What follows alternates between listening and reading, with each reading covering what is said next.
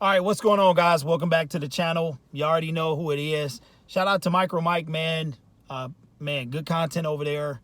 Man, shout out to the ISN in general. Look for content to begin steadily on that channel on April 5th. But, man, y'all heard about the blockbuster trades. The Miami Dolphins are like the Don Corleone, man. They are, offers, giving people offers they can't refuse. Just taking this thing by storm. Just completely annihilating the NFL draft coming up. If you haven't heard, the Miami Dolphins had the 6th round pick. They then traded, or San Francisco came up from 12 to 3 to get that 3rd overall pick, and they gave Miami a king's ransom. And then Miami then finagles the Eagles and gets back to the 6th pick. So Miami is going to be a team to be reckoned with in the near foreseeable future. But what I wanted to talk about was Detroit Lions fans. How you feel now, man? As far as I know, it wasn't a lot of people that were on board with the Jared Goff pick. It was, it probably was more, but vocally on the platform, it was like me and MICROMIKE, maybe a few other people. But imagine if Brad Holmes would have tried to play his cards for a quarterback. We would be hit. A lot of people was coming for Jared Goff's head. Oh, he's trash and blah, blah, blah. Well, this guy's been to a Super Bowl. And imagine, if you will, imagine that the Detroit Lions did not get Jared Goff as part of that deal. Yeah, just pause the video and imagine that and see where we would be at now. This does affect the Detroit Lions. In my opinion, the Detroit Lions have zero draft. There's no reason to draft up to 7. I don't think Mac Jones goes that high. I know he's been moving up the draft board. Some people got him in the top 10. But it all really depends on what the Jets are going to do and the Falcons. There have been rumors that maybe Miami or San Francisco might even take Penei Sewell. So I don't know. But I think that this shakes up the entire draft. This is going to be the most interesting draft that I've been a part of, that I've watched live. So much can happen. 4 quarterbacks taken off the board in the top 4. I don't think I've ever seen that. Very, very exciting. And it's going to be live and in person. No more virtual draft like it was last year. So, the Miami Dolphins, man, this video honestly should be about them, but it's about the Detroit Lions, man, and how good of a GM we have, man. I really think that we have yet to take the field, but I think that Brad Holmes made a phenomenal choice by getting Jared Goff in this deal.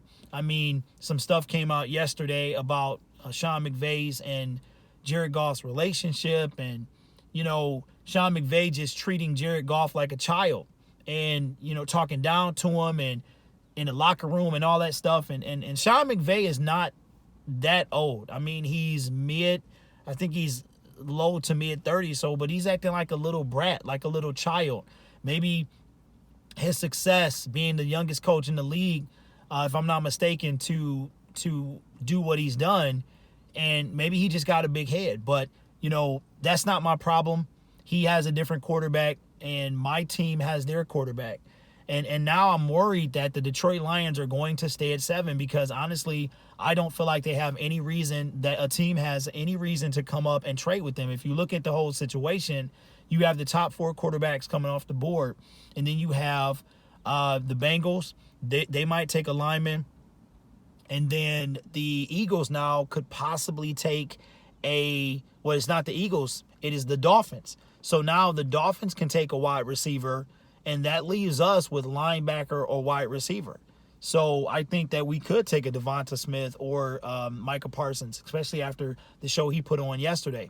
So I don't know, man, but shout out to Brad Holmes, man, and Dan Quinn, because Brad Holmes and Dan Campbell, because we would be hit right now. Y'all think the season is lost now with the current roster? Could you imagine if Jared Goff was not on our team? Now, let's keep in mind that let's take the idea that Matthew Stafford was traded. Like, if Jared Goff was not part of this trade at all, and Brad Holmes, you see how I got Bob Quinn in there somehow? God, man.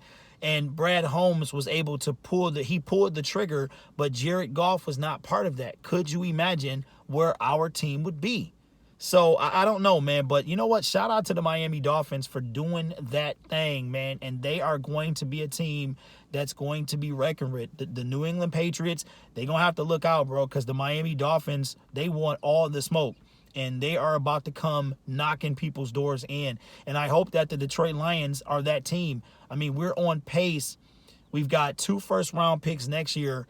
If we do trade out of the 7th, which I don't think anymore, I think the Lions are going to pick at 7, then we could have possibly 3. But either way, year 3, you know, 2, 3 of Brad Holmes' tenure, we could be the Miami Dolphins. Just pick after pick after pick. The Miami Dolphins had 14 last year. I think they had 11 this year. So they had like the max number of draft picks, man. 14, if I'm not mistaken, is the max number of draft picks. And they had all of them. And look what they did. They were like a tiebreaker away from going to the playoffs. What a turnaround for the Miami Dolphins, man. So y'all know what's up, man. Shout out to the Dolphins for doing their thing. Shout out to Brad Holmes for doing his thing. And let me know in the comments below, do you value Jared Goff? Do you value him more now that it is 99.9% sure that we are not getting a quarterback? I mean, Carolina, they're going to have to finagle something. And the Denver Broncos, if they want a quarterback, they're going to have to do something. Because right now, 1, 2, 3, 4 are all coming off the board. So y'all know what's up. Hit the subscription button, like the video, and I'll catch you next time. Peace.